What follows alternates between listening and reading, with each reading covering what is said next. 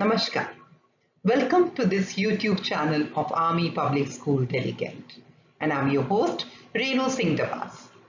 Today, I'm going to explain another poem from class 12, an elementary school classroom in a slum, written by Stephen Spender.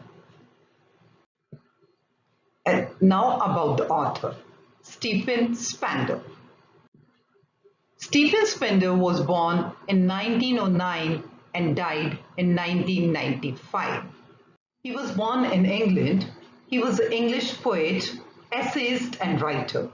His family was a mix of German, Jewish, and English. He was a visiting professor of prominent universities of England and the United States. He has written on social and political consciousness.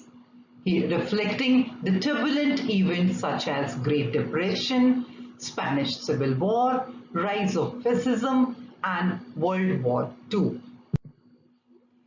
The background of the poem. This poem was published in 1964 and it is an expression of political voice and Stephen Spender's ideology.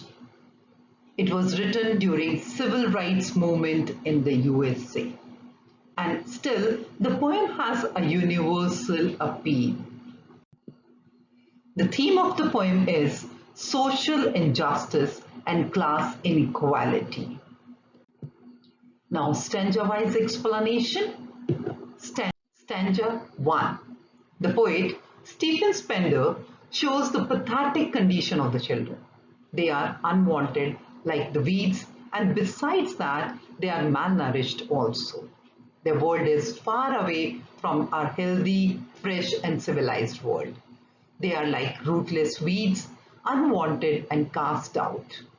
Their hair are unkempt and untidy, and their faces show the plight of their existence. There are three different students have been described. One is a tall girl like me with a bowed down head, literally showing the malnourishment and metaphorically the burden of stressed life. There is another, a very thin boy like a paper seeming boy with curious looks. And another boy who's dwarfed, who could not gain height. He was a stunted boy. He has inherited, he's an unlucky heir of his father's gnarled disease. He has inherited his father's disease of twisted bones. And there is one, a very sweet but unnoted boy sitting at the back of the dim class, is dreaming about the world outside the classroom. He was thinking about nature world.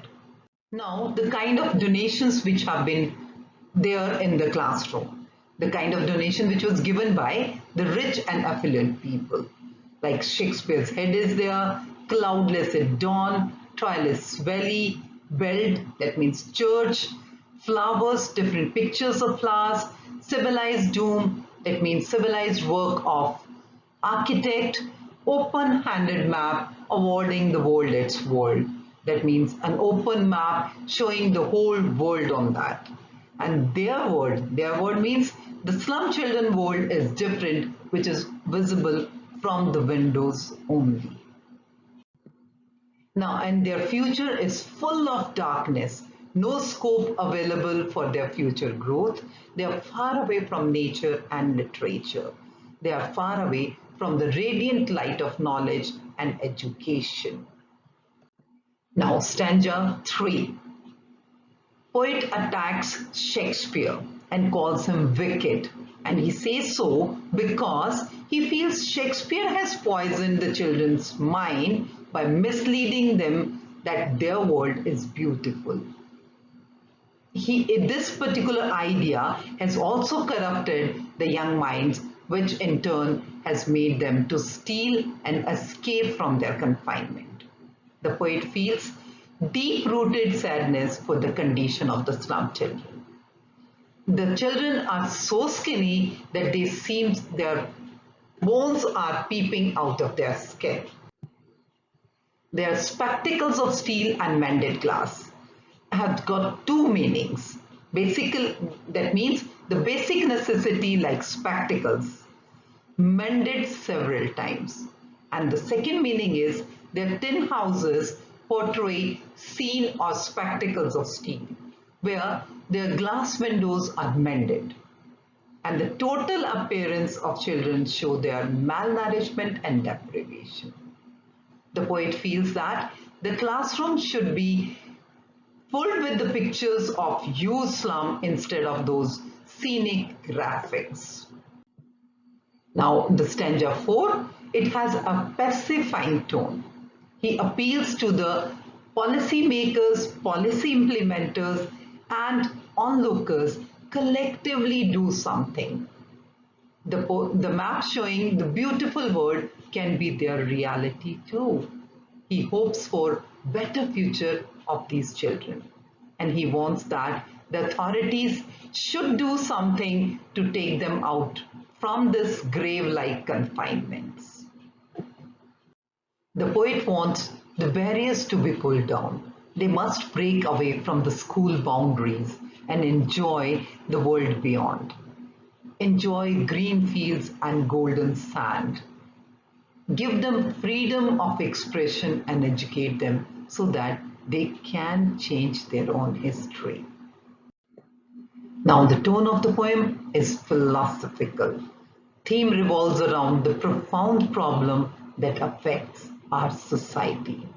The universal gap between the two sections of society, rich and poor, is highlighted here. He also highlights the irony of life in the 21st century, where the world has made so many advancements, yet an atmosphere of gloominess prevails all around. Figures of speech being used in this poem. Figures of speech like rootless weed is a simile, the paper-seeming boy is a metaphor, civilized doom rising all cities is a metaphor, their futures painted with a fog is a metaphor, a narrow street sealed with a lead sky is a metaphor, lives that slyly turn in their cramped holes is a metaphor, on their slag heap is again a metaphor, like bottle bits on stone is a simile, these windows that shut upon their lives like catacombs is a simile, history is theirs whose language is the sun is a metaphor. Now, incidentally, the poem has universal appeal because millions of other readers could relate to this in whose countries similar situations do exist. Thank you. Keep practicing, keep learning. Till then, I meet you again. Thank you.